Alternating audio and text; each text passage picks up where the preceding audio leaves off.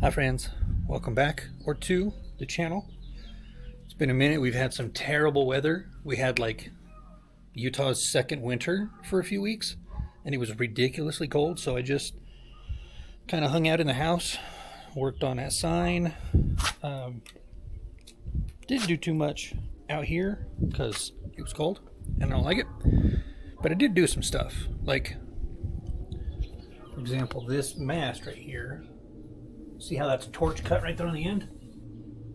It's supposed to run down here. That's supposed to be a 6-foot stick. For the life of me, I can't figure out why you would cut 2.5 feet off the end of your tow truck boom. I'm sure whoever did it had a reason. They needed the metal for something or whatever. But you can't use all of your tow truck the way it's intended without having all of the boom. So I did go down and buy some material, and I made one. This is 6 foot long because from the factory, Holmes 440 is supposed to have 5 adjustment holes in it. So one every foot. You get the most weight here, obviously, but out here you can use it like to pull engines and stuff like that, which is what I'm going to use this truck for sometimes. So that is 3x3 1/4 inch wall tubing, and I got some 3/8 plate so I can remake these little mounts here. And this is just a flat plate where the duckbill slides into. So I got to cut this out, measure these and cut these out because they go from the top, they wrap around, and then they come down. They're welded together. That's not one continuous piece. So I got to make those, which is fine. But I did that. What else did I do? Bunch of little stuff. Winch is still leaking, but ordered the rebuild kit for that. So that will be, because weirdly enough, I can't find a single video on these old Holmes winches. Not one. Not anywhere on YouTube. Everybody that I see that has problems with them just takes them off and switches them over to electric, which makes sense. Electric is better, but I like the PTO winch. It works good. They're just not as fast, and that's the problem. But when my rebuild kit shows up, I am going to tear that winch apart. We're going to reseal it, have a look at the bearings and all that stuff. It sounds just fine. Like I was running the winch the other day and it sounds great. So I don't think the bearings or anything are bad. I'm just going to tear it apart, reseal it. It's only like 7 seals for the whole winch. So we're going to reseal it, and I'm going to do all that for content. Plus, there's a large group of people that enjoy these old Holmes beds. And like I said, there's no videos of anybody rebuilding one of these winches, so there's going to be. Let's see, what else did we do? I got my temperature gauge put in. Last time you saw this, we were putting flywheel bolts in it, and it's back up and running, and it runs good. It's timed up. I just need to adjust the carbonator a little bit. But my temperature gauge here, oil pressure gauge there, I think it looks pretty decent, because the only ones that work here is the voltmeter and not this one anymore. I don't know why, but watch. Turn the key on.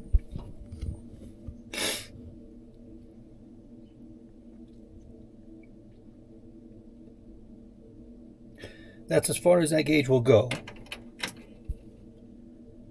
It makes you think that it works. It rises up a little bit, but it does not in fact work. And I don't know what happened to it, because it worked when I put this gas tank in here. When I pulled the engine out to do the flywheel bolts, I did lose some fuel, but I put that back in, and then I put another probably 5 gallons in on top of that, so I know there's over a 1/4 tank of fuel in that truck. It's just not showing on the gauge. That's what we're doing today. We are going to pull the sending unit out and see if we can diagnose it. I know it's not the gauge cluster or the wiring, because yesterday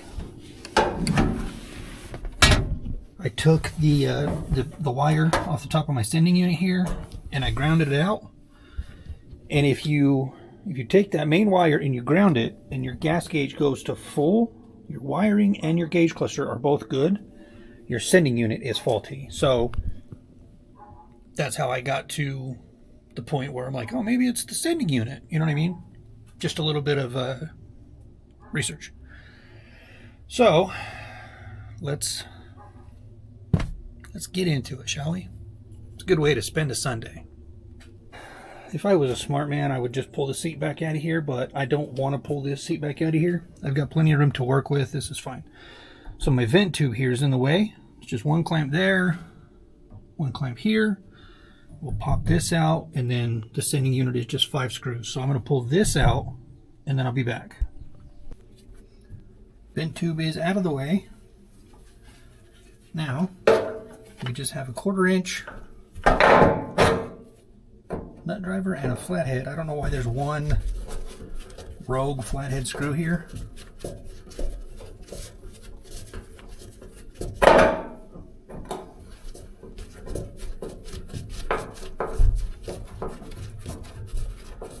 Feels like this thing might be siliconed in. Hope not, but given the rest of the condition of the truck that this gas tank came out of, it probably is. So there's only 4 left, and they're all 1/4 inch. Faux, I'm tipping. Wood grain, I'm gripping. Catch me lane switching with the paint dripping. Turn your neck in your dang missing.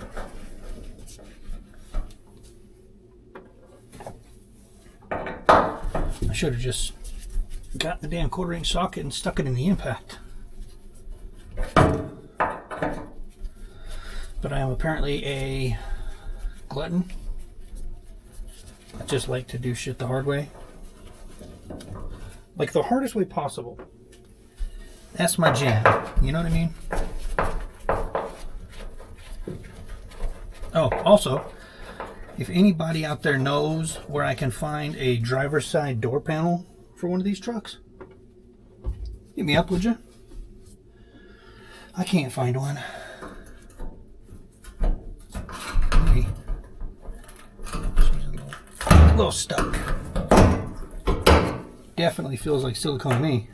Oh, there's a gasket there. Look at that. See if we can get it out of here without muffing it up. Because if I can reuse it. Oh, but she's golden. Gasket intact. Which way's my thing here? That. That's it. That's my whole sending unit. Now we just need to figure out what the hell's going on with it. So let's go to the back of the truck, to the workbench, and we'll have a glance. Let's see how much fuel's in this girl. Ow! Oh, dude. It looks good down in there. Shit. Here, you guys want to look?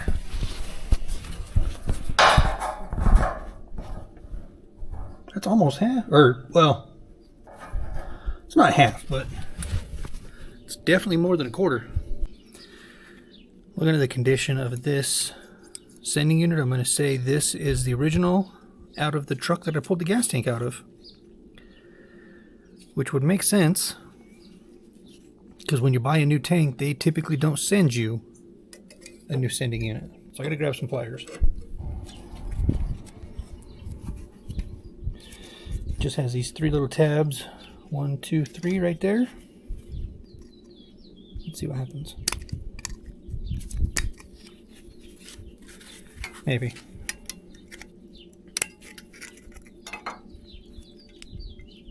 Ooh, it's a little stiff. But I got to be careful because I don't want to break it either, you know? Just be delicate with it.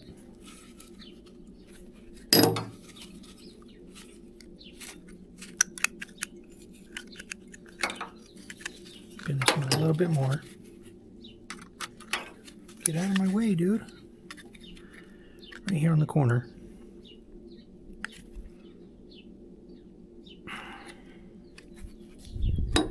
That might have been the one.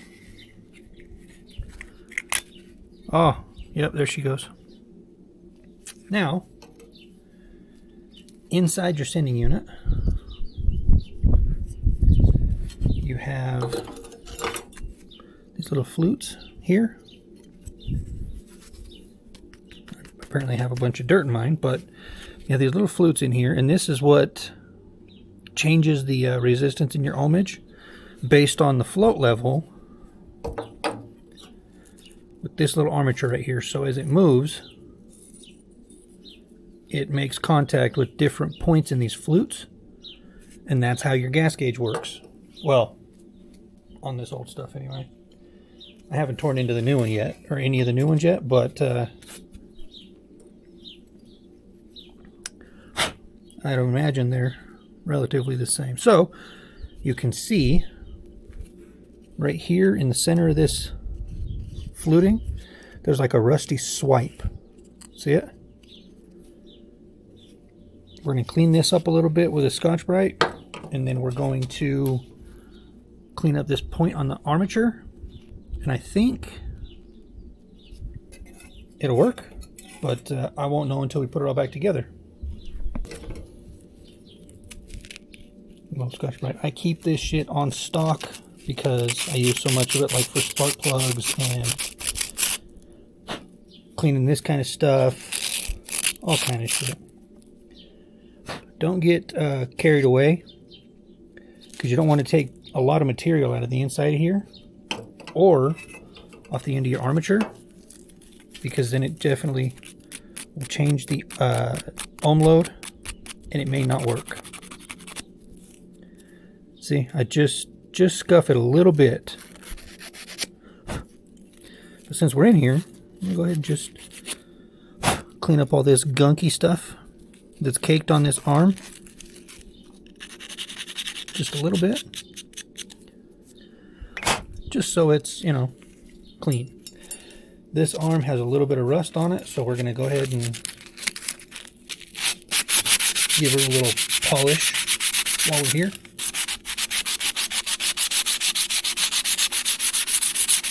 Just so we're not putting that thick rusty stuff back in our tank. See how much better that looks? Now, let's see if we can get this deal put back together. I was going to take some brake clean and spray all this shit out, but I'm not going to. When you go to put this back together, make sure that your armature makes contact where it's supposed to in here, and also that you are lining your shaft up in there like that. See how the shaft comes out the other side?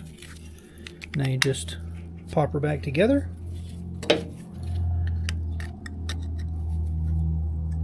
Bend your tabs back down, maybe.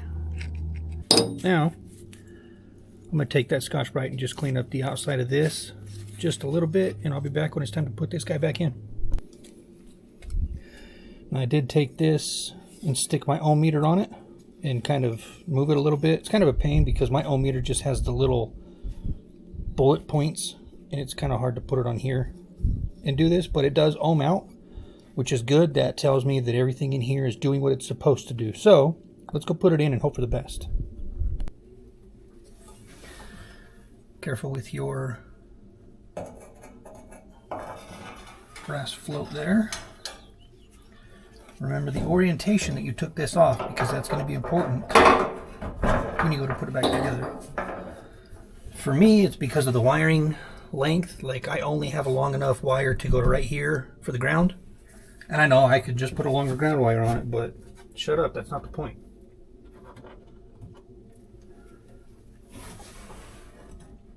So let's start our screws down in there. And again, I know I probably should turn the key on and stuff before I put all this together, but I'm not that smart. We're not doing that here. We like to do things the hard way, and we like to do things more than once.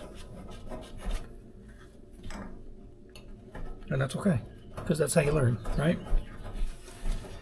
Or so they say, I guess. I don't know.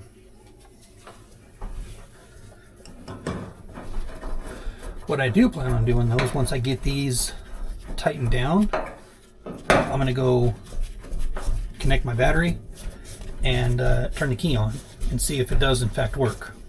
If it does, then we'll go ahead and put our vent tube back in and call this a success.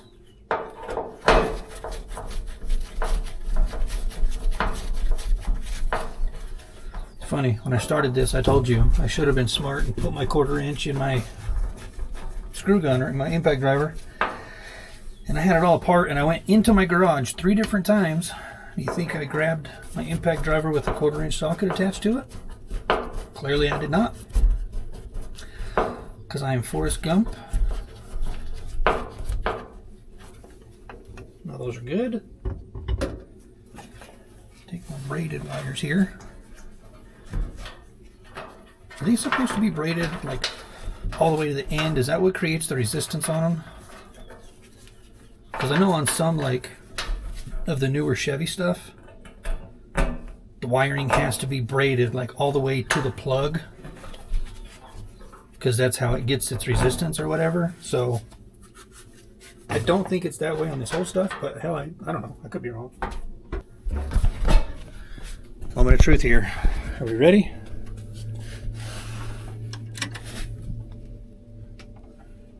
Ho ho ho! We got a gas gauge, boys. We just fixed a sending unit. Shit! Goddamn, we got half tank of fuel. I was right. Earlier when I said it looks like there's about a half tank in there, I was on the money, boys. Now, I'm just gonna reinstall my vent tube, which is, you know, boring. So I'm gonna just go ahead and bang that out real quick, and then we'll come back and find something else to do today, because that was really quick. I didn't expect it to work that fast, I expected it to work that fast. I didn't expect the job to be that easy. I thought it was going to be more, you know. Well, it's out of the carport. It's hosed off, not washed, but hosed off. So we're going to take it for a little rip up and down the street. I don't dare go too far because of these May pops that are on here, but we're going to take it for a little rip and see what happens.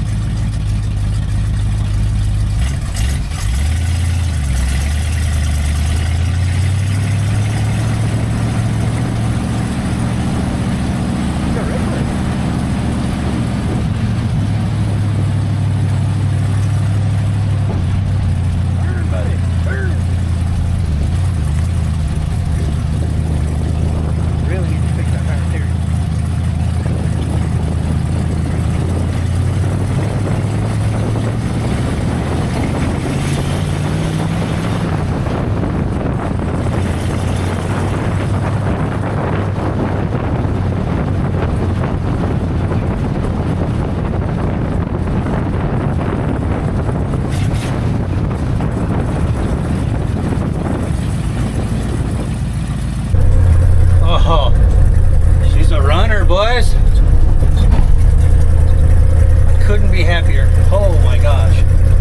It's bouncing because of the tires, but it's running, it's driving, it's doing stuff. It's covering some ground out here. God, I'm happy. We're just going up around the block and then back home, and I'll come back to you guys.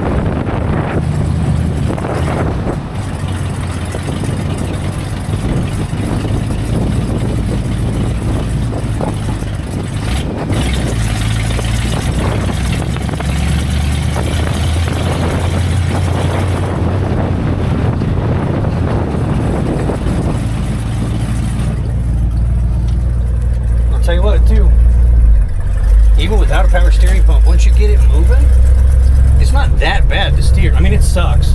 Don't get me wrong, it still sucks, but it's not bad.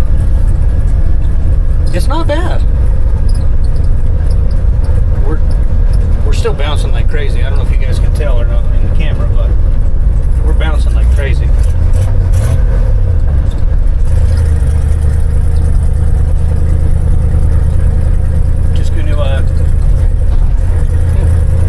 Finish my little lappy and then go back home.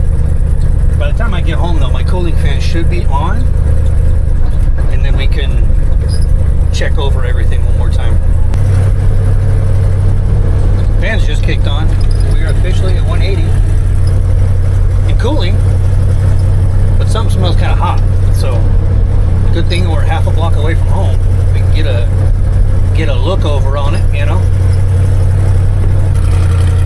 Also, no speedometer. We got to address that.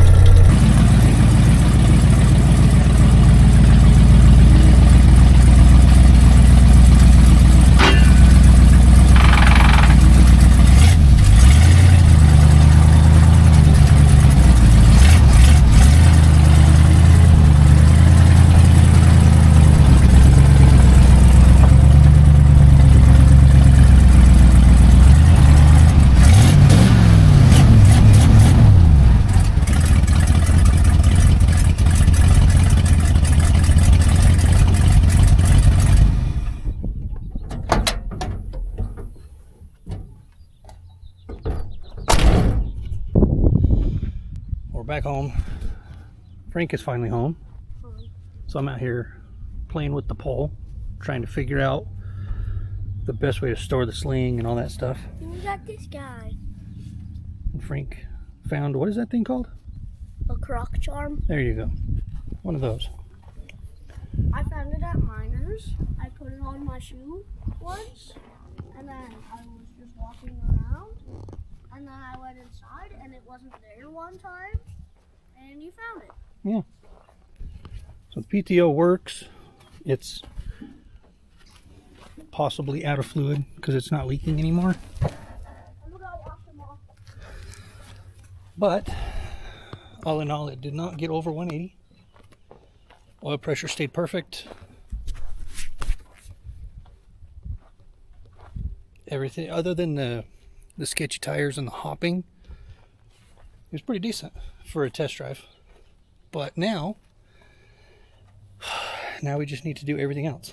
Like I said, my brakes are coming around, like the truck's healing itself, but I do still want to change the booster and the master, just for the peace of mind of knowing that they're new, you know what I mean?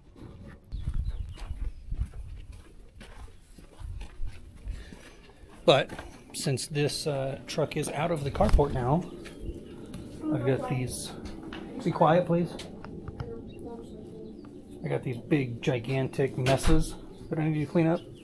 Plus, it's dirty. So I'm gonna spend a little time mopping up messes and stuff, and then, yeah. Frank wants to go for a ride in the tow truck, so maybe I'll do that. And then I'll come through and clean it up. But if you're still here, thank you for sticking around. Hope you guys are as happy with the finale of, well, not the finale, but with the first drive as I am, because I'm thrilled. Like, I can't believe how good this thing runs. Yeah, there you go. I'm thrilled with how this thing runs and rides and everything. It's better than I expected, considering,